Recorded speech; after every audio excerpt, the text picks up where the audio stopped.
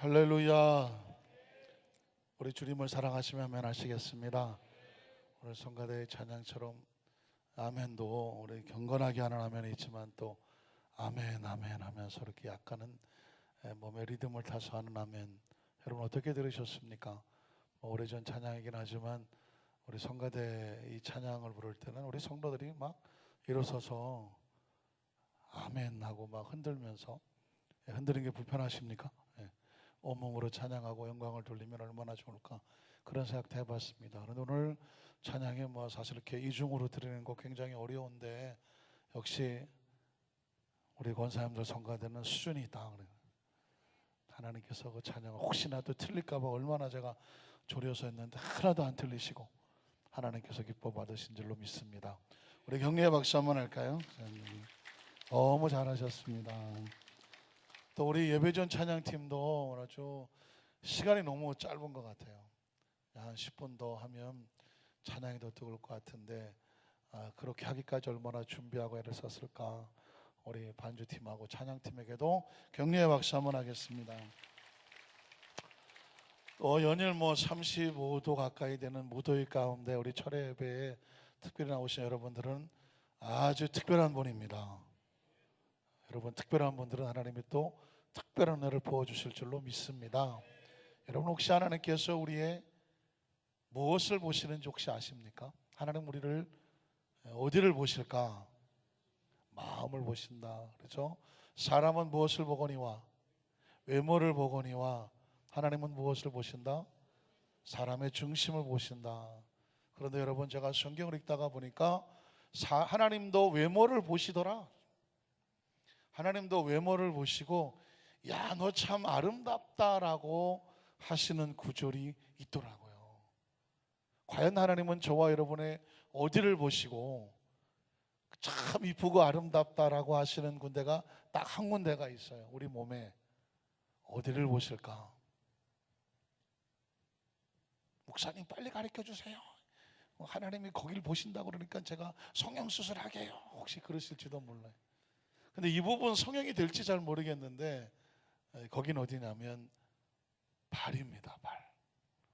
발 성형 될까요? 한번 따라 하실까요? 하나님은 우리의 발을 보시고 아름답다고 하신다. 어떤 발이 아름다울까요? 눈치채셨나요? 어떤 발? 하나님의 일을 하는 발.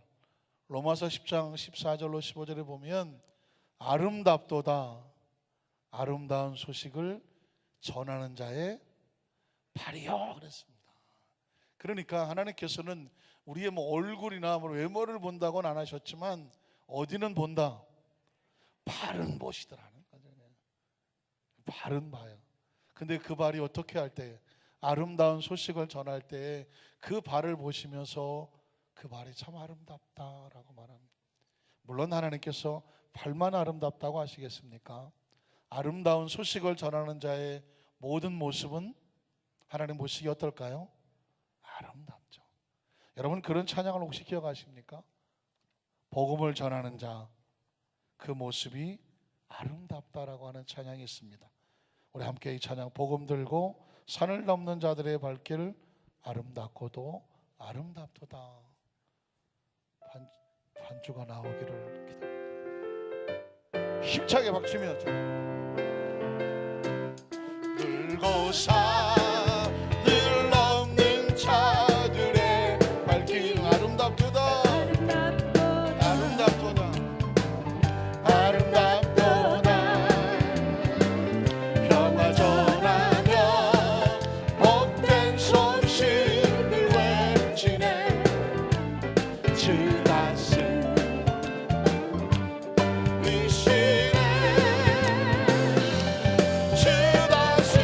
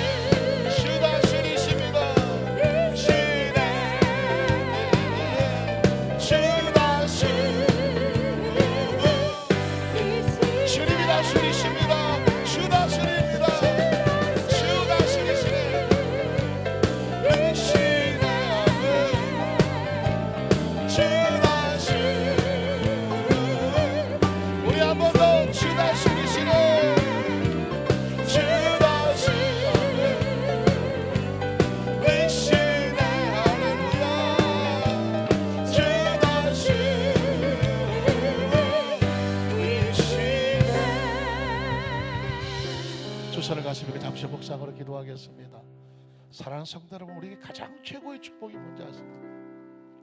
주님이 다스리신다는 것입니다. 주님이 다스리신다는 거죠. 이 막막하고 광활한 우주에 우리를 다스리는 분이 없다면, 우주가 방치된 채로 버려졌다면 이처럼 황량한 죽음의 공간은 없을 것입니다. 이 어마어마한 공간이 의미 있고 가치 있을 이유는 주님이 다스린다는 것입니다. 어떻습니까? 오늘 저와 여러분의 모든 삶도 의미 있고 가치 있을 이유는 주님이 나를 다스리시는 것이죠. 주님이 우리를 다스려 주시는 것이죠. 주님이 시간 하는 말씀을 들을 때 주님께서 우리에게 무엇을 원하시는지, 무엇을 명령하시는지, 우리를 통해서 무엇을 하기를 기뻐하시는지 하나님의 마음을 알고 우리 살아 숨쉬는 생명 동안 주님의 다스림 속에 우리가 헌신복종 순종하며 그 손길 안에 있게 하여 주시옵소서. 우리 전체 여러분 세 번으로 통성으로 한번 기도합니다. 주여 주여 주여. 하나님 아버지 감사합니다. 이 어마어마한 세상, 이 광활한 세상, 상상할 수 없는 우주의 공간, 이 땅에 천하보다 소중한 생명을 가지고 존재하는 우리의 모든 생명,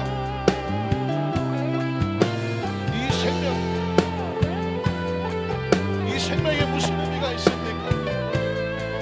왜 살아야 합니까? 무엇 때문에 살아야 합니까? 어떻게 살아야 합니까? 어디에 가치가 있습니까? 하나님께서 우리를 다스리시기 때문에,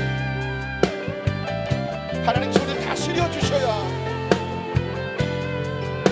하나님의 섭리 속에 있어야, 계획 속에 있어야,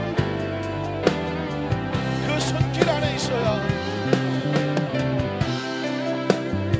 가치가 있고 의미가 있고 목적이 있지 않습니까? 주님이 다스리십니다. 그래서 그 복음을 전하는 자가 되는 것입니다. 그 산을 넘고 물을 넘겨서 복음을 전하는 자의 발길, 만물을 다스리신 주님이 선포합니다. 아름답도다 복음을 전하는 자의 발길이요, 복음의 복된 소식을 전하며 외치는 자들이요, 주님이 다스리신다.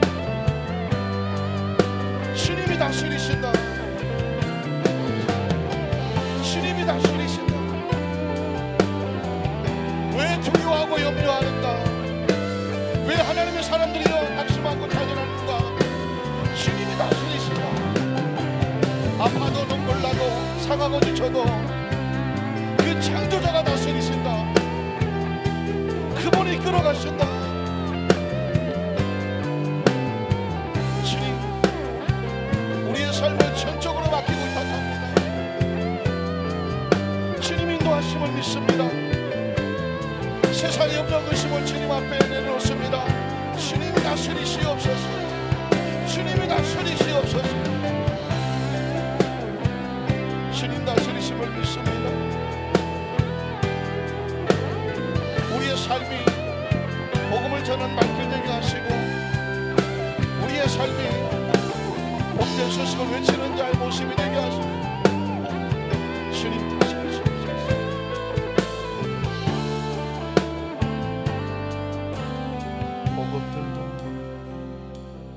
복음 들고 산을 넘는 자들의 밝힘,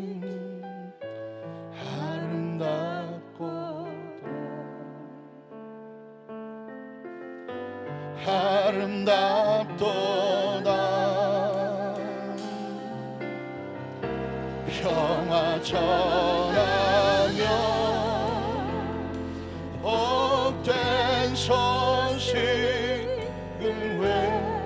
외치네. 주 다스 우리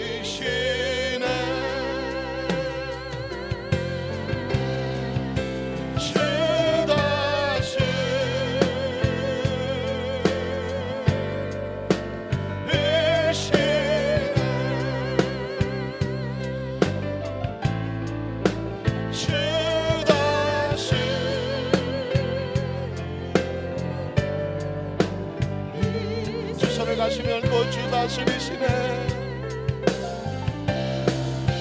주 다스리 주님 온전히 나를 다스리시네.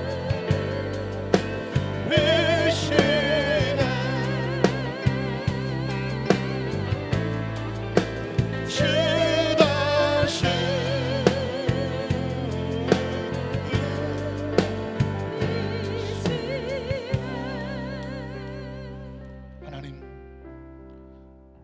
우리의 가장 궁극적인 소원은 주님이 끝까지 우리를 다스려 주시기를 원하십니다. 우리 힘대로 우리의 마음대로 생각대로 의식대로 선악을 판단하며 살아갈 존재가 아닙니다. 하나님이 주권자이심을 고백합니다. 하나님이 창조주이심을 고백합니다. 하나님만이 선악을 판단하시며 옳은 길로 인도하실 분인 것을 우리는 믿습니다. 그 하나님의 마음이 이 땅에 오신 분이 예수 그리스도시고 예수를 믿는 자마다 하나님의 자녀가 되었으니 이제 우리는 아버지의 뜻을 따라 하나님께서 원하시는 그 복음을 위해서 목숨을 걸고 그 복음을 전하는 자야, 그 아름다운 발길 되기를 소원하오니 하나님 말씀 타고 오셔서 우리 모든 성도들을 하나님의 가장 보시기 아름다운 발을 소유한 자, 그런 삶이 되는 자, 하나님의 마음을 가슴에 품은 자, 이 예배가 우리를 그렇게 변화시키게 하여 주시옵소서. 우리의 삶이 하나님 앞에 온전히 태워드리는 거룩한 산제사 되게 하여 주시옵소서. 예수님 이름으로 간절히 축복하고 기도드리옵나이다. 아멘. 자, 혹시 한번 축복합니다. 우리는 하나님께서 함께 하신 하나님의 자녀들입니다. 우리는 사명으로 삽니다. 복음을 전하는 자로 삽니다. 할렐루야. 한번 따라 하실까요? 복음을 전하는 자의 축복. 무엇을 전한다고요? 복음을 전하는 자의 축복. 이런 제목으로 말씀의 은혜를 나누기를 원합니다. 여러분의 신앙생활하면서 가장 궁극적인 관심은 무엇입니까? 신앙생활하면서, 믿음생활하면서 여러분의 마음속에 가장 최고의 관심이 있다고 하면 무엇이냐고 묻고 싶습니다. 무엇일까요? 아마 사람마다 각자 다를 수 있겠지만 저는 이렇게 대답해 보고 싶습니다. 예수님께서 갖고 계시는 그 궁극적인 관심, 예수님의 최대의 관심, 그 관심에 내 관심을 쏟는 것 어떻습니까? 주님의 관심이 무엇인지 잘 모르겠고요. 나는 지금 내 문제가 절박해요. 난 이게 내 최대의 관심입니다.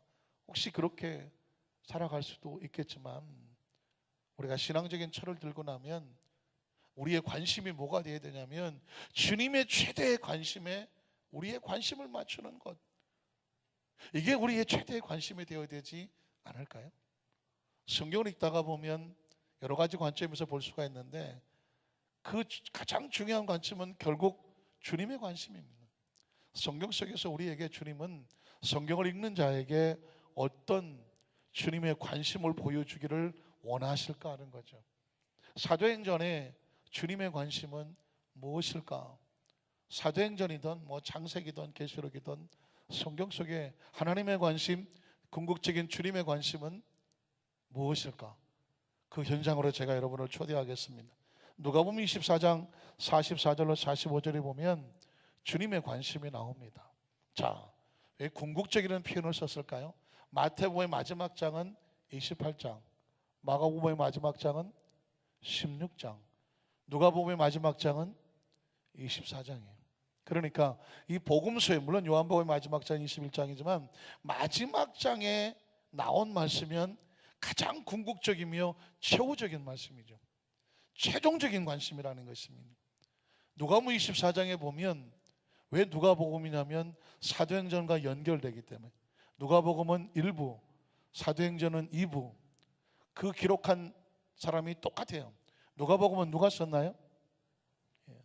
누가? 누가 썼죠. 그럼 사도행전은 누가 썼을까요? 사도행전도 누가가 썼습니다. 그러니까 누가복음과 사도행전은 쌍둥이에요. 형제와 같아요. 그러니까 누가복음에 이어서 사도행전이 되는 것입니다. 사도행전 말씀을 함께 나누고 있기 때문에 누가복음의 마지막 24장에는 주님이 어떤 관심을 갖고 있느냐를 알고 싶은 것입니다. 왜 그럴까요? 그것을 알게 되면 이제 저와 여러분의 관심은 어떤 관심이 되어야 되냐면, 아무리 급한 문제가 있더라도 주님의 최종적인 관심이 누구의 관심이 되어야 된다? 나의 관심이 되어야 되죠. 내가 살아 숨쉬는 동안에 난 이 관심, 이게 주님의 관심이기 때문에 여기에 모든 것을 걸겠다 라고 하는 신앙적인 고백이 나와야 되는 것입니다. 자, 누가복음 24장 44절로 45절에 보면 또 이르시되 내가 너희와 함께 있을 때에, 자, 이 말은 뭐냐면 너희와 함께 있을 때의 얘기는 이제 함께 없을 수 있는 것을 염두에 두고 있는 것입니다. 지난 3년 반 동안에 내가 너희와 함께 있을 때에 너희에게 말한 것이 있는데 무엇을 말했을까요? 모세의 율법과 선지자의 글과 그 다음에 보면 시편. 무엇을 말하죠? 율법, 선지자, 시편 하면 떠오르는 게 뭐가 있을까요? 뭐가 있을까? 뭐가 있을까요? 구약입니다. 구약. 그러니까 이 예수님 당시에 성경하면 신약이 없으니까 예수님 당시에는 구약이 성경이에요. 구약은 예수님에 대해서 예언해 놓은 것입니다. 그러니까 우리가 지금 구약이라고 말하지 예수님 당시에는 구약이란 말을 안 썼겠죠. 그래서 율법이요, 선지자요, 시편이라고 말하면 무엇을 말한다? 구약 성경을 말하는 것이죠. 자, 구약 성경에 나를 가리켜 기록된, 예수님 말씀하시죠. 구약 성경은 누구를 가리킨다? 오실 메시아 예수님을 말하고 있는 것입니다. 그래서 구약 성경의 주인공은 누굴까요? 예수님이에요. 예수 그리스도. 그러면 신약 성경의 주인공은 누굴까요? 역시 예수 그리스도예요. 그러니까 성경의 주인공은 누굴까요? 예수 그리스도예요. 자, 예수님께서 이 신약과 구약 사이에 계시면서 제자들에게 말씀을 하는 것입니다. 구약에서 나를 가리켜 기록된 모든 것이 어떻게 돼야 돼요? 이루어져야 하리라. 그러니까 예수님이 오시기 전에는 이루어져야 될 약속이었는데, 그런데 그 말이 곧 나를 가리켜서 하신 것이니 예수님이 오심으로 말미암아 구약 성경은 이루어졌다, 이루어지지 않았다? 이루어졌다. 그래서 왜 그것을 약속을 뭐라고 부른다? 구약이라고 부릅니다. 시편, 율법, 선지자는 누구 때문에? 예수님 때문에 무엇이 됐다? 구약이 된 거예요. 구약은 뭐냐면 올드 테스타먼트, 이미 이루어져 버린 완성된 약속이라는 것입니다. 자, 그래서 한 말이 이것이라고 예수님이 직접 말씀해 주신 것이고, 그래서 그 다음 절에 가보면 이에 그들의 마음을 뭐해요? 열어서 성경을 어떻게 하셨습니까? 깨닫게 하십니다. 왜 성경은 누구나 읽으면 깨달아야 되는데 왜 성경은 누구나 읽으면 깨달아지지 않을까요? 왜 예수님께서 마음을 열어주시고 성경을 깨닫게 해주셔야 될까요? 성경의 저자가 누굴까요? 성경은 하나님께서 성령의 조명으로, 조명이라고 하는 것은 컴컴한 곳에는 뭐가 있어야 돼요? 불빛이 있어야 되죠. 후레쉬 같은 걸로 조명을 비춰줘야 실체가 드러나지 않습니까? 하나님의 말씀은 성령의 감동을 받아 기록된 것이기 때문에 아무나 성경 읽는데 성경이 열려지지가 않아요. 아무리 최대의 지성을 가진 사람도, 예전에 이어령, 우리 대한민국의 최고 지성학자라는 그 이어령 교수도 예수를 믿기 전까지는 성경을 모를, 그분이 국문학자고 뛰어나신 분인데 성경을 모를 게 뭐가 있겠어요. 그러나 아무리 읽어도 내용을 몰라. 왜 그럴까요? 성경의 저자는 사람이 아니라 성령이기 때문에. 그래서 그 성경을 깨달으려면 누구의 조명이 있어야 돼요? 성령의 조명이 있어야 되고, 우리식으로 말하면 마음이 열려져야 되고, 누가 깨닫게 해줘야 성경을 깨닫게 해주셔야 됩니다. 그래서 이어령 교수가 성령이 오셔서 성경을 다시 읽게 되니까 아하, 생명나무 지성에서 영성으로 그런 책을 하게 된 이유가 뭘까요? 그분의 마음속에 성령이 오시니까 이제 깨달아졌다는 것입니다. 자신이 알고 계시던 모든 지성은 그냥 학문적인 껍데기에 불과하고, 그래서 나는 영성으로 올라간다 라는 표현을 쓰신 것입니다. 자, 그래서 자 보십시오. 성경을 깨닫게 했는데 그럼 내용 어떤 내용인가 한번 살펴볼까요?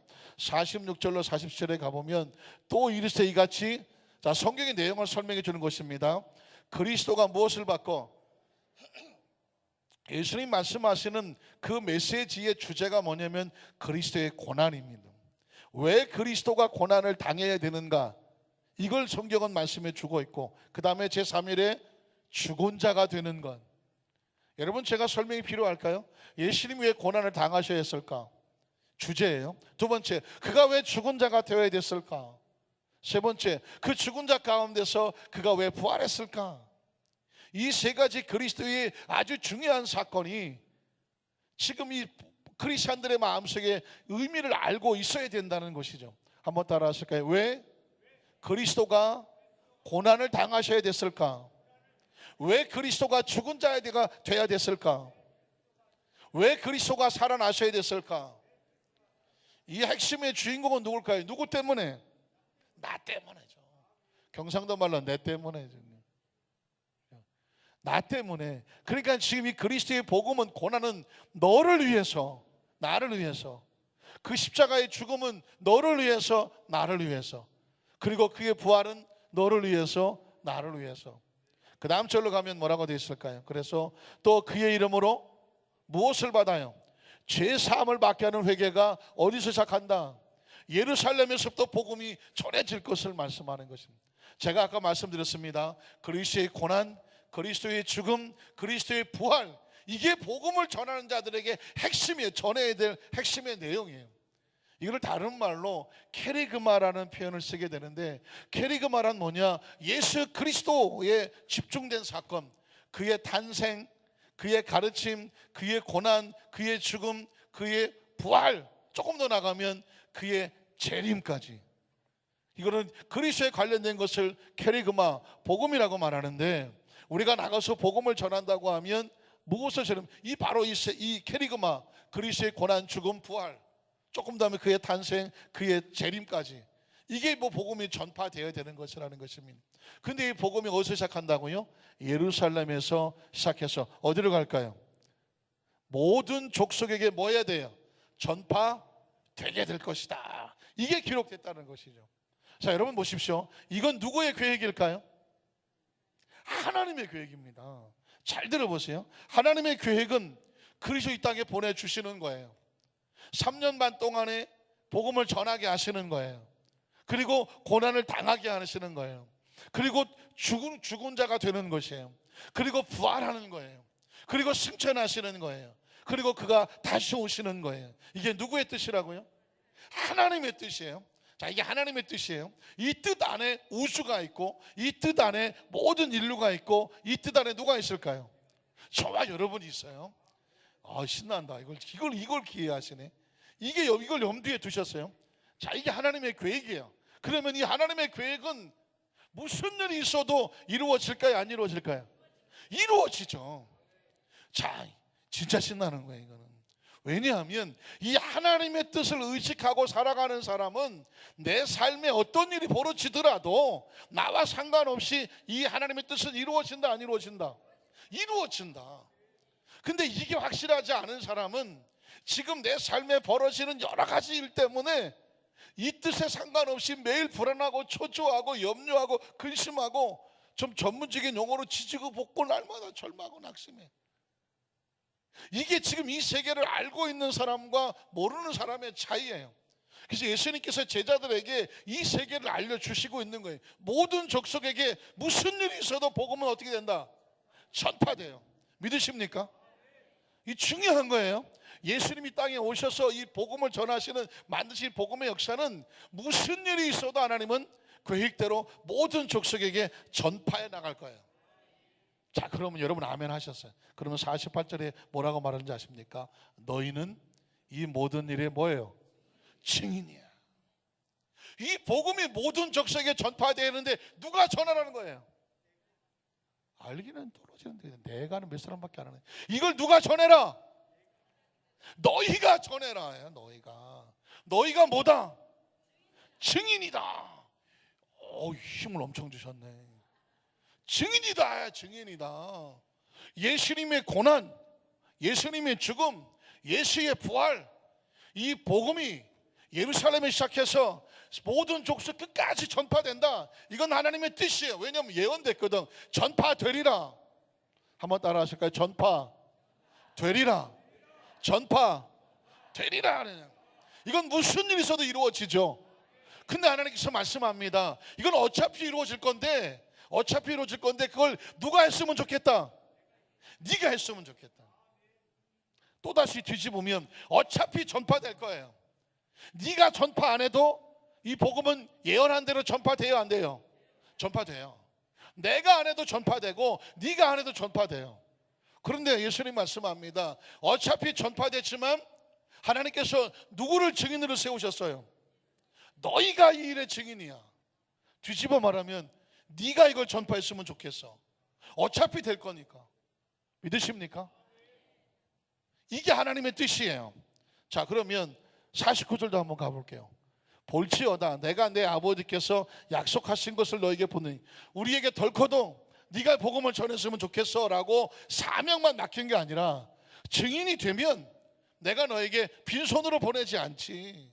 하나님의 일을 맡았는데 증인이 되면 내가 너에게 이걸 약속해 줄게. 그게 뭘까요? 너에게 보내리니 그 다음 절 너희는 위로부터 능력을 얻게 돼. 증인에겐 무엇을 준다? 능력을 주죠. 여러분, 아까 우리 그 성가대에서 성령하고 태어나왔어요. 성령은 아무나에게 주는 게 아니에요. 성령을 아무나에게 줄 수가 있나요?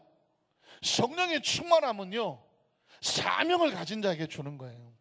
근데 그 사명은 어떤 사명이냐? 증인의 사명을 가진 자에게. 너희가 일의 증인이야. 그래, 네가 증인의 사명을 감당하면 하나님 약속한 걸 줄게. 그게 뭐냐면 위로부터 능력을 입혀질 때까지 이 성에서 머무러라. 너희 증인들이요, 사명을 감당하기 위해서 이 성에 머무러라. 이게 증인을 향한 하나님의 주님의 약속입니다. 이게 누가복음 24장의 마지막 절에 나온 주님의 관심은 뭐냐? 이 복음이 증인들을 통해서 세상 끝날까지 전해지기를 원하는 것이 누구의 관심? 하나님의 관심이고 주님의 관심이에요. 그런데 주님은 특별히 그 제자들에게 너희가 했으면 좋겠다 라고 말씀해요. 이게 주님의 관심이에요. 그리고 사도행전으로 넘어가면 다른 성경이 아니라 이어지는 성경이죠. 사도행전 1장 4절로 5절에 보면 똑같은 얘기죠. 승천하시기 전에 사도와 함께 모이사 그들에게 분부하여 이르시되 예루살렘을 떠나지 말고. 왜? 위로부터 뭐 해야 되니까? 능력이 입혀질 때까지 기다려야 되니까 예루살렘을 떠나지 말고. 그 다음 절이 뭐예요? 내게서 들은 바 아버지께서 약속하신 것 뭐예요? 성령을 뭐해라? 기다려라. 이 약속은요, 성경을 읽는 자에게 다 해당되는 말이 아니에요. 누구에게 해당되는 말이죠? 증인에게 해당되는 거예요. 증인. 예수를 만나서 예수의 죽음을 알고 예수의 부활을 알고 예수와 함께 죄사함을 얻고 이 복음의 은혜를 입은 자들은 어떤 사명을 지느냐? 성령의 충만함을 받고 나가서 복음을, 어차피 복음은 전하죠. 그 전하는 자의 사명을 가지라는 거죠. 그 사람에게, 필요한 사람에게 주시겠다는 약속이죠. 예루살렘에 있는 모든 사람에게 주는 약속이 아닙니다. 증인의 사명을 지는 자에게 주는 약속이죠. 약속하신 것을 기다리라. 5절에 보면 요한은 물로 침례를 베풀었지만 너희는요, 침례는 구원을 위해서 필요한 것이지만 너희는 달라. 너희는 뭐예요? 증인이잖아. 증인들에게는 또 다른 침례의 약속이 필요한데 너희는 몇 날이 못 돼요. 무엇으로 침례를 받아요?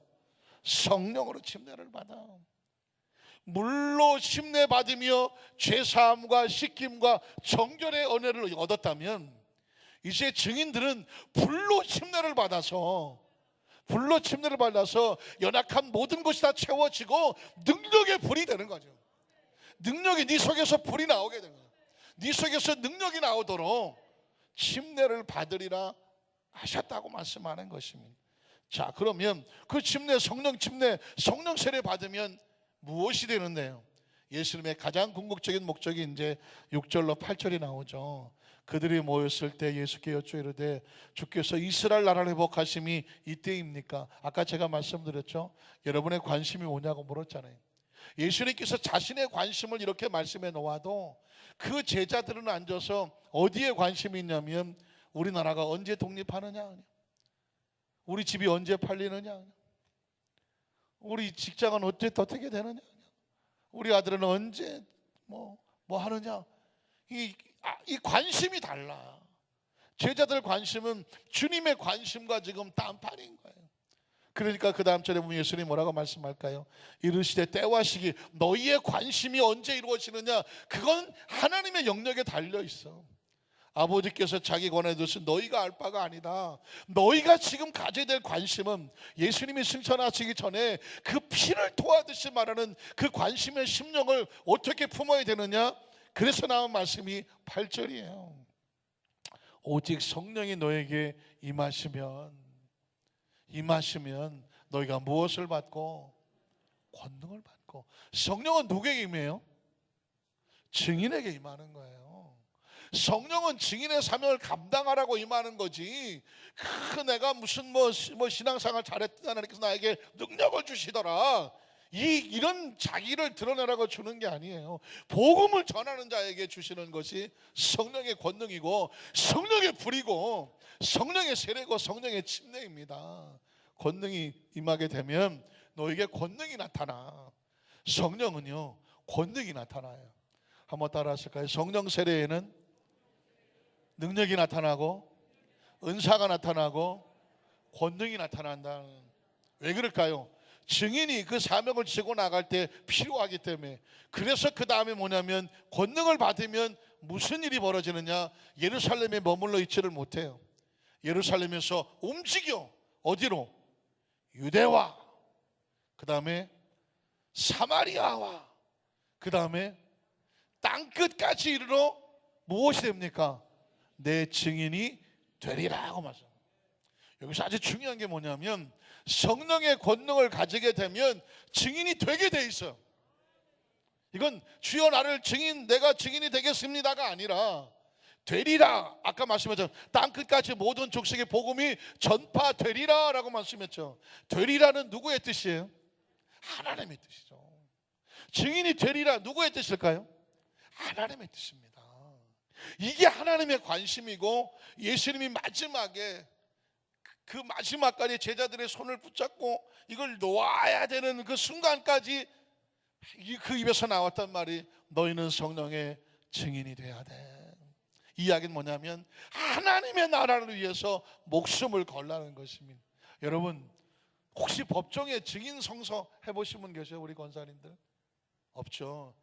너무 법정까지 가서 선서하고 이건 정말 험하게 사신 거예요. 우리 권사님들은 참 예쁘게 잘 사셨어요. 혹시 여러분 가운데 법정에 가서 증인해 보신, 증언 선서해 보신 분들 참 예쁘게 사셨네. 저는 법정에 가서 증언해 봤는데, 교회에 어떤 여러 가지 문제가 있었을 때 제가 어떤 분을 위해서 대신 증언하러 간 적이 있었어요. 자 갔더니 아이고, 판사 앞에 붙어 계시고 증인은 증인석에 나오라고 말하더라고요. 그게 또 뭐라고 떨리더만. 증인은 증인석으로 나오라 그러는데 사람들 다 쳐다보고 있는데 그 앞에, 그 판사 앞에 쓴다는 게 쉬운 일이 아니잖아요. 증인은 오른손을 들어달라고 증인 선서를 하더라고요. 그러면서 뭐라고 말하냐면, 혹시 본 증인에 대해서 잘못돼서 나중에 잘못된 걸로 밝혀지면 위증죄로 처벌받을 것에 대해서 동의하십니까? 야, 이거 내가 증언 잘못하면 이거 저 사람 믿고 내가 한 건데도 불구하고 혹시 저 사람이 잘못 말한 게 내가 옳다고 말해서 내가 위증이 되면 나도 법에 처벌이 되나? 머리가 복잡해지기 시작하더라고요. 다행히 별일 없이 끝났긴 했습니다만은, 다른 사람으로 해서 증언해 준다는 거 결코 쉬운 일이 아니에요. 그래서 여러분, 예루살렘 예수님 당시에는요, 증인은 뭘 내놨을까요? 목숨을 내놨어요. 당신이 만약에 증언을 했는데 그 증언이 만약에 틀렸다고 틀리면은 목숨을 걸었다니까요. 그러니까 지금 여기서 말하는 예수님 말씀에는 너희가 성령의 증인되라고 하는 얘기는 뭘 내놔라? 목숨 내놓으라는 얘기예요. 예수가 그리스도다. 그 그리스도가 우리를 위해서 십자가에서 고난당하시고 죽으셨다. 그리고 그가 부활하셨다. 그는 우리의 그리스도시고 그는 하나님의 아들이다. 이 일에 내가 뭐다? 증인이다. 예수가 그리스도가 아니라면 내 무엇을 가져가라? 목을 가져가라. 이게 성령의 증인인 거예요. 그러니까 이 목숨을 내놓으려면 그 목숨이 아깝지 않게 고백할 수 있는 힘이 필요해. 그 힘이 뭐예요? 성령이에요. 여러분, 성령은 무슨 은사가 나타나고 열매긴 좋지만 성령은 처절한 거예요. 절박한 거예요. 성령 충만 받고 예수가 하나님의 아들이고 그런 것에 그리스도란 구원자라는 것에 내 목을 내놓는 것이 성령 세례 받고 복음을 전하는 자예요. 그래서 여러분, 지금도 여러분 저 이슬람 쪽에 가서 또는 공산국가 쪽에 가서 예수를 증거하다가 목숨을 잃는 순교자들이 나와요. 순교가 뭘까요? 증인의 운명이 순교예요. 증인은 이 복음을 전하다가 받아들여주면 다행이지만 그것을 받아들이지 않는 그런 나라, 그런 단체, 그런 어떤 상황에 입히게 되면 기꺼이 목숨을 던지는 것이 뭐다? 증인이었다는 것입니다. 사랑하는 성도 여러분, 그러니까 우리가 복음을 전하는 이 증인의 삶이 그렇게 호락호락 만만한 것이 아니라는 것을 아셔야 돼요. 자, 그래서 아까 이제 말씀 좀 이렇게 돼서 증인이라고 했기 때문에 이젠 뭐가 남았나요? 예수님은 승천하시고 제자들만 남았죠. 이제 제자들에겐 뭐가 남아있냐면 증인의 삶을 살기 위해서 성령을 받아야 되고, 성령을 받고 나면 유대와 예루살렘과 유다와 사마리아 땅끝까지 나갈 일만 남았어요. 그 나가는 역사가 기록된 게 뭐냐? 사도행전입니다. 여러분, 그래서 여러분 사도행전 2장에는 성령 세례를 이미 받으셨고, 사도행전 5장에 보면 예루살렘이 나오죠. 혹시 한번 읽어볼까요? 사도행전 5장 12절로 16절에 보면 사도들의 손을 통하여서 민간의 표적과 기사가 많이 일어나며 믿는 사람마다 다 마음을 같이하여 솔로몬 행각에 모이고, 그 나머지는 감히 그들과 상종하는 사람이 없으나 백성이 칭송하더라. 믿고 주께로 나오는 자가 더 많으니 남녀의 큰 무리더라. 심지어 병든 사람을 메고 거리에 나가 침대와 요 위에 누이고, 베드로가 지나갈 때 그의 그림자라도 누구에게 덮일까 바라고, 예루살렘 부근에 수많은 사람들도 모여서 병든 사람과 더러운 귀신에게 괴로움 받는 사람을 데리고 와서 다 무엇을 얻어요? 나무. 이 얘기는 뭐냐? 예루살렘이 부흥되기 시작을 했어요. 예루살렘이 이제 성령의 역사가 막 나가고, 베드로가 움직이면 그림자만 덮여도 막 낫는 역사가 나타나. 얼마나 신이 났겠습니까? 자, 이게 하나님의 역사인데 문제는 뭐냐? 이걸로 끝나지 않는다는 것입니다. 말씀을 드렸죠. 예루살렘에 꽉 차면 어디로 가야 돼? 유대로 가야 되죠. 사람들이라는 것이 뭐냐면 이게 꽉 차면 얼마나 좋아. 그러니까 나갈 생각을 할까요, 안 할까요? 안 합니다. 아까 제가 말씀드렸습니다. 하나님의 뜻은 땅끝까지야. 내 상황에 상관없이 하나님은 반드시 이루어져요. 좋든지 안 좋든지 하나님의 뜻은 이루어진다고 말씀했어요. 지금 예루살렘이 잘 나가, 부흥되고 성장하고 역사가 막 나타나. 이대로 끝났으면 좋을 것 같아. 그러나 아까 말씀드렸죠. 이게 잘 되고 못 되고는 하나님하고 관심이 없어. 하나님의 관심은 잘 되고 못 되고도 이 복음이 전해지는 하나의 뭐에 필요하느냐? 과정이요, 통로일 뿐이에요. 그러니까 이게 잘 된다고 해서 하나님이 축복하셨다, 이게 안 된다고 해서 하나님 우리를 버리셨다, 여기에 연연하지 말라는 것입니다. 진짜 목적은 어디 있어요? 여기에 있어. 여기에. 내가 잘 되든 못 되든 잘 되는 상황을 통해서도 복음이 전해져야 되고, 내가 잘 못 되는 상황을 통해서도 뭐가 전해져야 돼? 복음이 전해져야 돼. 하나님은 복음 전해지는 데 관심이 있지, 예루살렘이 잘 됐는데 거기에 자기들끼리 모여 있는 것은 하나님의 마음이 아파요. 그래서 어떻게 되느냐? 예루살렘에 뭐가 오죠? 핍박이 오는 거예요. 예루살렘에 핍박이 와. 그러면 사람들이 말하기를 예루살렘이 하나님 앞에 버림을 받았느냐? 아닌 거예요. 그 흩어지는 과정을 통해서도 하나님은 지금 뭘 하고 계시다? 일하고 계시는 거예요. 여기까지 볼 수 있어야 신앙의 차원의 눈이 다른 거예요. 내가 막 경제적으로 잘 되고 사회적으로 잘 돼서 이것도 축복이에요. 이 과정을 통해서 하나님 영광이 드러나요. 그러나 때로는 이게 안 되고 흩어지고 넘어지고 깨지는 같은 과정이 있어요. 그러니까 그것만 아는 사람들은 그렇게 되면 절망하고 좌절하고 낙심하고 무너져 버려요.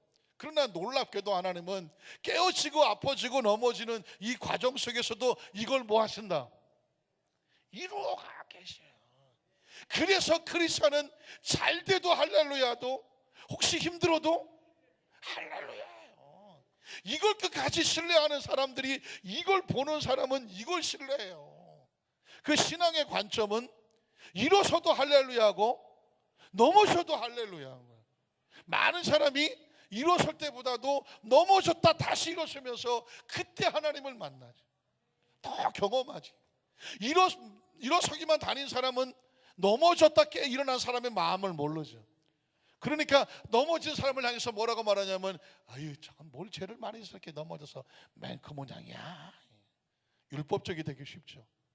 깨져보고 넘어진 사람은 넘어진 사람을 보면 달려가죠.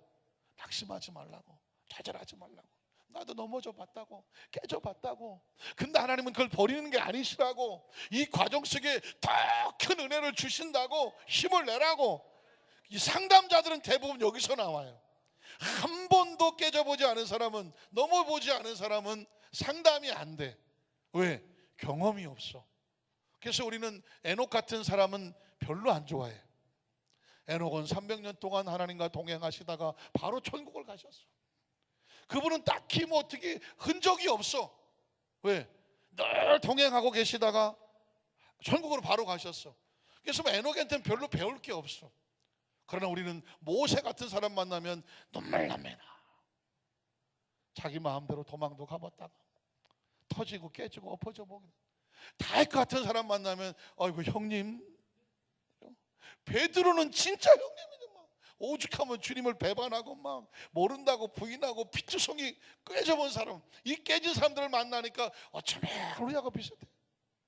그래서 그분들을 만나면 아이고 들을 얘기도 많고 아픈 얘기도 많고.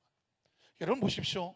베드로가 잘 나갈 때도 예수님의 제자고요, 깨지고 엎어졌을 때도 예수님의 제자야. 예수님은 예수님을 배반하고 부인하고 도망친 베드로를 버리지 않았어요. 갈릴리 호숫가까지 새벽에 쫓아가서 그를 만지고 어루만지셔서 회복시키지 않습니까? 믿으십니까? 자, 예루살렘이 깨진다고 해서 그게 하나님의 역사가 깨지는 건 아니에요. 예루살렘에서 흩어지고 아시는 것처럼 그 다음에 예루살렘 다음에 어디예요? 사마리아로 그 사람들이 막 가요. 사마리아로 가면서, 사마리아 하나님의 사람들이 움직이니까, 하나님의 사람들이 움직이면 뭐가 움직인다? 하나님의 나라가 움직이고 복음이 움직이고, 움직이는 곳곳마다 하나님의 사람들을 만나니까 사마리아가 살았어. 예루살렘이 깨지니까 사마리아가 살았어. 이게 역설이라고 말하고 아이러니컬하다고 말하고 패러독스라고 말하는 거예요. 신기하지 않습니까? 예루살렘이 깨지니까 사마리아가 살아. 왜 그럴까요? 예루살렘에 있던 사람들이 사마리아로 가서 복음을 전하고, 그 사마리아 베드로와 요한 같은 사람이 가서 기도하고 안수하니까 성령의 세례까지 임해. 이게 웬일이야? 이게 웬일이야? 사마리아의 복음은 둘째치고 성령의 세례까지 임하지 않습니까? 그리고 그 사마리아 곳곳에 복음을 전하게 되네. 그러니까 여러분, 하나님의 사람들은요, 우리가 전제 조건이 있죠. 내가 하나님 안에 올바로 선다라는.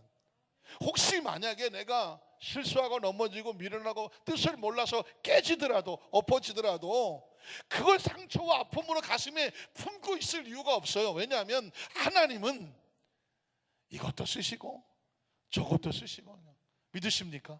이 사람도 쓰시고 저 사람도 쓰시고 잘난 사람도 쓰시고 조금 못나 보인다 쓰시는데 하나님이 쓰시기 때문에 다 작품이에요. 믿으십니까? 그러니까 이게 목적, 이걸 가슴에 두셔요. 하나님은 어떤 상황이 있다고 할지라도 복음이 땅끝까지 전하기를 원하신다.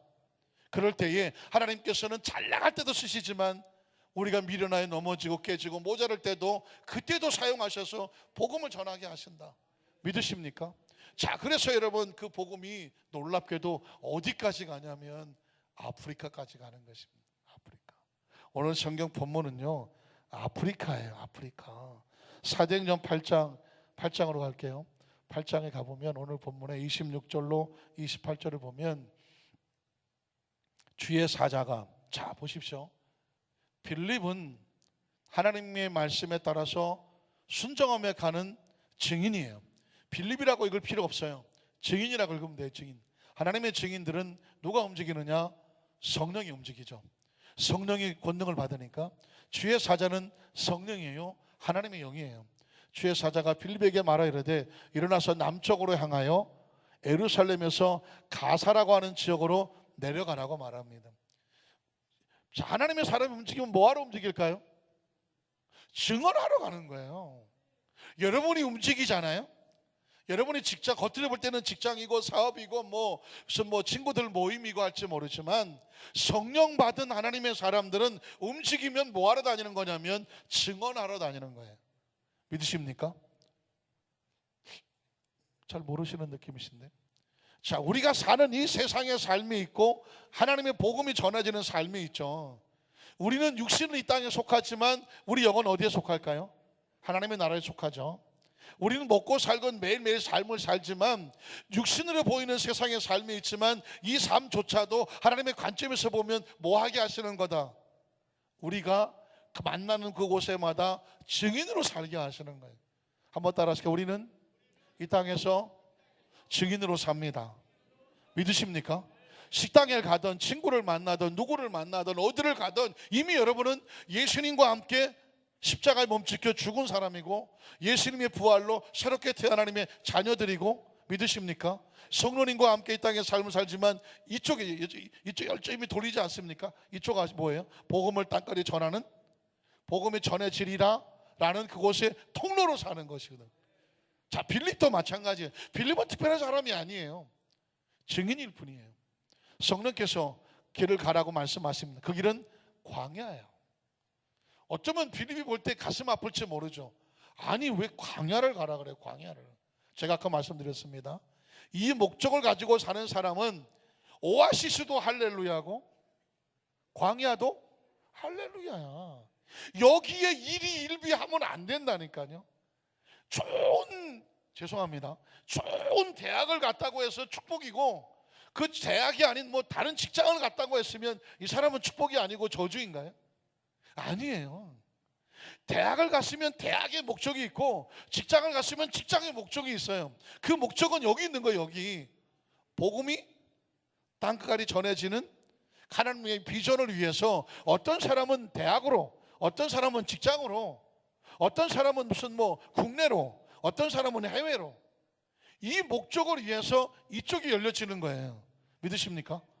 그러니까 지금 빌립은 하나님의 사람인데 어디로 가냐면 광야로 가라고 말합니다. 자, 광야로 가요. 그 다음 절에 보니까 일어나서 가다 보니까 에티오피아는 어디 있나요? 아프리카에 있습니다. 빌립이 아프리카를 갈 수가 없으니까 아프리카에서 여왕을 모시는, 그리고 국고를 맡은 최고의 높은 관리 중에 한 사람인 네시가 예루살렘에 와서 빌립을 만나게 됩니다. 에티오피아 여왕 간다게의 모든 국고를 맡은 관리인 네시가 예배하러 예루살렘에 왔다가 어떻게 됩니까? 돌아가는 수레를 타고 아프리카로 가는 거예요. 선지자 이사야의 글을 읽게 됐습니다. 자, 글을 읽고 어떻게 되나요? 29절 31절에 보면 성령이죠. 제가 아까 말씀드렸습니다. 하나님의 사람들은 움직이면 증인은 누가 움직이게 할까요? 성령이에요.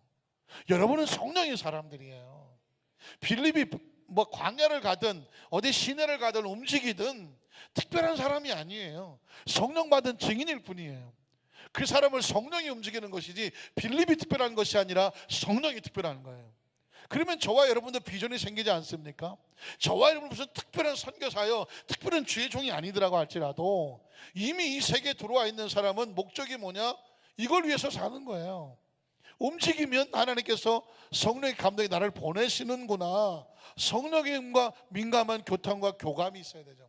자, 성령이 빌립도로 이르시되 이 수레로, 아까 그 이디오피아 내시가 있는 수레로 가까이 나가라 하시거늘 어떻게 합니까?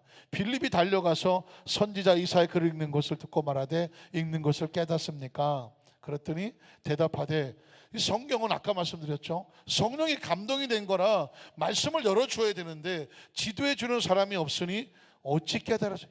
이디오파의 최고 관리라고 할지라도 성경을 읽었는데 못 알아듣는 거죠. 어떻게 됩니까? 32절에 보니까 계속 읽어볼게요. 빌립을 청하여 수레에 올라 같이 앉으라 하시니라. 그 다음 절입니다. 읽는 성경 구절은 이것이 일렀으되 그가 도살, 이사야 53장에 있는 메시아에 대한 예언이죠. 그가 도살자에게로 가는 양과 같이 끌려갔고 털 깎는 자 앞에 있는 어린 양이 조용함과 같이 그의 입을 열지 아니하였도다. 그가 굴욕을 당했을 때에 공정한 재판도 받지 못하였으니 누가 그의 세대를 말하리요? 그의 생명이 땅에서 빼앗기미로다 하였거늘. 그 내시가 빌립에게 말하되 청컨대 내가 질문이 있는데 선지자가 말한 것이 선지자 자신을 가리킨 것이냐 아니면 타인 곧 메시아를 가리킨 것이냐라고 물었다는 것입니다. 그래서 빌립이 말씀을 가르쳐주죠. 35절에 보면 빌립 입을 열어 이 글에서 시작하여 예수를 가르쳐 복음을, 자, 아까 말씀드렸습니다. 구약 성경 속에 있는 주인공은 누구다? 예수 그리스도. 선지자 이사야의 글에 복음이 누구의 주인공이다? 예수님이 주인공을 가르쳐서 복음을 전했다고 말하죠. 복음을 전한 사람은 뭐라고 말하죠? 증인이라고 말했습니다. 증인은 누가 움직이죠? 성령이 움직이죠. 성령 세례의 목적은 증인되게 하시는 것이고 증인들은 성령이 움직이죠. 그래서 그 다음 절을 보면 길 가다가 물 있는 곳에 이르러 그 내시가 말하되 보라 물이 있으니 내가 침례를 받음. 구원, 하나님의 자녀가 되는 구원을 의미하죠. 무슨 꺼리낌이 있느냐 하고 말하되 이에 명하여 수레를 멈추고 빌립과 내시가 둘 다 물에 내려가 빌립이 침례를 베풀고. 제가 말씀드렸죠. 초대교회 7 집사라고 말하지만 성경에 집사라고 말하지 않는다. 그리고 에반젤리스트 전도자라고 말한다. 그리고 아마도 7명은 집사가, 안수 집사가 아니라 그 사도들을 도와서 함께 사역을 도왔던 하나님의 종들이었을 것이다 라고 말하는 이유가 뭐냐면 빌립이 내시에게 침례를 베풉니다. 집사는 침례를 베풀지 아니하죠. 침례를 베푸는 것은 복음을 전하는 사도들이었어요. 사도들과 함께 도왔던, 어시스트하던 어떤 쉽게 얘기하면은 돕는 사역자들. 그렇기 때문에 빌립은 그 사람에게 침례를 행할 수가 있었습니다. 그거는 사도권을 가지고 침례를 하죠. 사도라는 것이 아니라 사도를 돕는 사역자 입장에서 침례를 베풀게 되죠. 그 다음 절을 보면 그래서 둘이 물에서 올라올 시에 주의 영이 빌립을 이끌어 간지라 내시는 기쁘게 길을 가므로 그를 다시 보지 못하더라. 그리고 40절에 가면 빌립은 아소도에 나타나 여러 성을 지나다니며 복음을 전하고 가이사라에 이르더라. 자, 아까 말씀드렸죠. 예루살렘, 유다, 사마리아. 이제는 사마리아에서 끝나지 아니하고 이렇게 예루살렘에서 만났던 이디오파 여왕의 내시 관리를 통해서 이 복음이 어디로 갈까요? 아프리카까지 가는 것입니다. 예루살렘, 유다, 사마리아 땅끝이라는 것입니다. 제가 이번에 그 올리브전과 함께 아프리카에 갔다가 기가 막힌 일을 겪었다고 했었죠. 그 구석 산골짜기에 있는 13살짜리 림포라는 아이가 그 마지막에 그가 다니는 교회에 같이 가서 기도를 할 때에 저는 깜짝 놀랐습니다. 서로 기도를 해주라고 PD가 목사님이 림포에서 기도해 주시고 림포는 목사님에서 한번 기도해 주라고. 그래서 저는 그 아이를 위해서 기도했죠. 근데 그 아이가 저를 위해서 기도한다고 시작하면서 열리는 게 뭐냐면 방언이 나오더라고요. 방언으로 기도를 하는 거예요. 방언이라고 하는 것은 성령세를 받지 아니하면 나올 수 없는 기도거든요. 깜짝 놀랐습니다. 누가 언제 어떻게 복음을 저 구석까지 전했기에 그곳에 성령을 받고 그 다 찌그러지는 헛간과 같은 곳에 나무 의자에 앉아서 몇 시간이고 방언으로 기도하는 성령의 사람을 그곳에서 만날 것을 누가 알았겠습니까? 그 아프리카 저 구석에. 정말 놀라운 일은요, 원래 그 림포라는 아이 집에 저희가 가도록 되어 있지가 않았다는 것입니다. 원래 저희가 가기로 됐던 것은 한 여자아이의 집을 가도록 되어 있었습니다. 그런데 현지에 도착해 보니까 상황이 바뀌었어. 그 여자아이의 집에 갈 형편이 안 되고 새로운 사람을 찾았는데 그게 바로 림포라는 아이였었어요. 그 집은 전혀 예상치 않았는데 그는 그곳에서 매일같이 하나님 앞에 기도해야 하는 성령의 사람이었고, 13살짜리가 8식구를 데리고 살아가는 이끌어가야 하는 가장이었는데 그곳에 드려지는 기도가 하나님 앞에 상달이 되고, 그 어떤 우리의 여정을 바꾸어서 그 집을 찾아가게 하고, 그리고 그 집의 사정을 알게 하고 그의 기도를 듣게 하고, 그 집에 난리가 났죠. 우리 장로님들도 저희 부목사님 같이 해서 소를 5마리나 사줬으니까, 소를 5마리나 사줬으니까 뭐 그 집은 뭐 정말 하늘에서 복이 떨어진 것처럼 됐는데, 딴 게 문제가 아니라 그곳에 성령 받은 사람이 있었다는 것에 대해서 저는 마지막에 기도하는데 막 통곡이 나오더라고요. 하나님이시구나. 아무리 사람이 계획하고 움직이는 것 같지만 하나님이 아시더라고요. 말씀을 정리하기를 원합니다. 사랑하는 성도 여러분, 성령, 복음, 그리고 증인, 그리고 땅끝. 제가요, 독립운동을 하던 사람들이 몇 살에 세상을 떠났는지를 한번 찾아봤어요. 유관순 열사 다 아시죠? 몇 살에 세상을 떠났을까요? 유관순 몇 년을 이 땅에 살았을까요? 19살 살았어요. 19살. 그러니까 유관순 누나라고 맨날 얘기하는 거예요. 유관순 열사가 19살을 살았어. 19살짜리가 대한독립 만세를 위해서 생명을 던졌어. 전 세계에 대한민국이 독립되어야 되기를 외치고자 그 19살의 꽃다운 나이에 생명을 던진 거예요. 이 나라를 위해서, 이 땅을 위해서 자기 목숨을 던졌어. 얼마나 많은 사람. 윤봉길 의사는 몇 살에 그 자기 몸을 던져놨더니 24살 살았어. 윤봉길, 그러니까 뭐 나이가 많아. 24, 24살이면 철도 없을 텐데 24살에 도시락 폭탄 던지고 자기 목숨을 장렬하게 고문당하고 전사했어요. 순국 열사라고 말하죠. 서시로 유명한 윤동주는 몇 살 살았을까? 윤동주는 27살 살았더라고. 그러니까 30을 안 넘었어. 30을. 도대체 20대 30도 안 넘은 20대 청년들이 뭘 안다고 그들의 목숨을 기꺼이 죽을 걸 알고 던졌을까? 대한민국을 위해서 그런 거예요. 대한민국이요, 조국을 위해서, 그 시대의 조국을 독립시키기 위해서 되지도 않는 그 연약한 건데 자기 생명이라도 던져서 해보겠다고 한 거예요. 놀라운 일입니다. 조금 나이 많다고 하는 이준 열사가 헤이그에서 살복하면서 대한민국에 실상을 앉았던 사람도 47이었더라고. 47. 제가 왜 이야기를 드리냐면, 하나님, 이 사람들은 이 세상에서 많이 안 살았어요. 많이 안 살았지만 대한민국 사람이면 앞으로도 대한민국의 정신이 살아있는 한 이 사람들의 이름을 안 잃어버릴 거 아니겠습니까?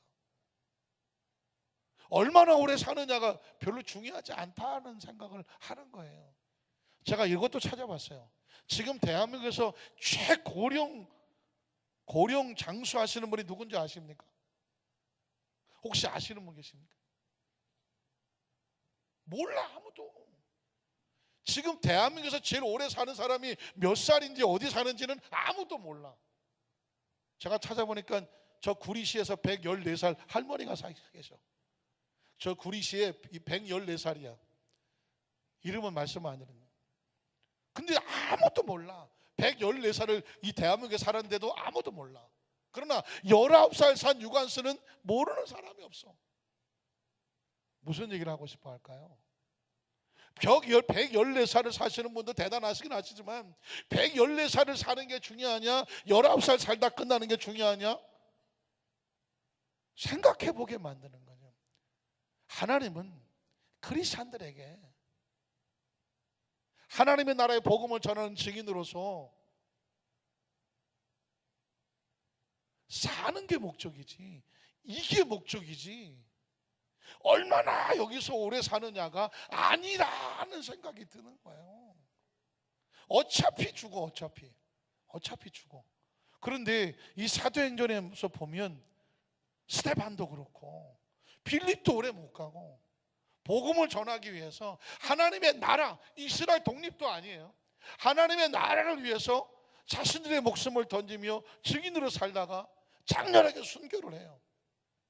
마치 유관순, 윤봉길, 윤동주 등등 독립운동가들이 그 20대의 피 끓는 나이에 조선의 독립을 위해서 목숨을 던졌듯이 조국을 위해서도 그렇게 목숨을 던진다면, 하나님의 나라를 믿는다면 과연 우리는 그 생명을 던져서 그 복음의 증인으로서 하나님의 나라를 위해서 기꺼이 해볼 용기가 있는가?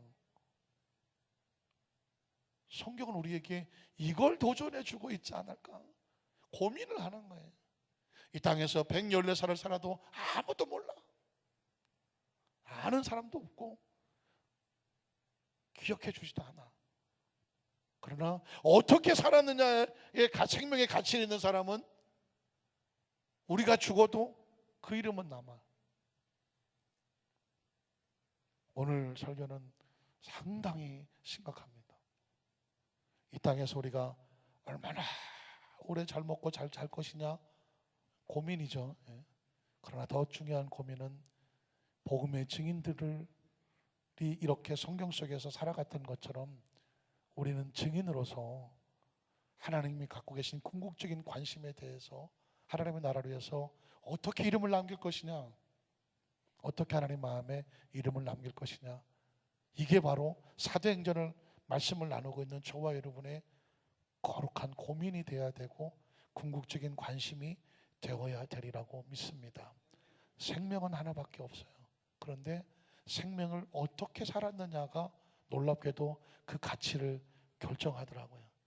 대한민국에 돈이 전 세계에서 가진 많은 사람이 있겠죠. 높은 데 있겠죠. 그러나 그 사람에게 그것이 생명의 가치가 되지는 않아요. 아까 말씀드렸던 것처럼 나라를 위해서 젊은 나이에 생명을 던졌는데 그 가치는 돈으로 계산이 안 되더라고요.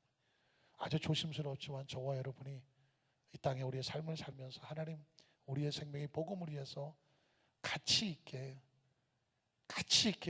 살아가는 거룩한 고민하는 그런 크리스찬이 되게 하여 주시옵소서. 그런 증인이 되기를 주의 이름으로 축복합니다. 기도하겠습니다. 하나님 아버지 감사합니다.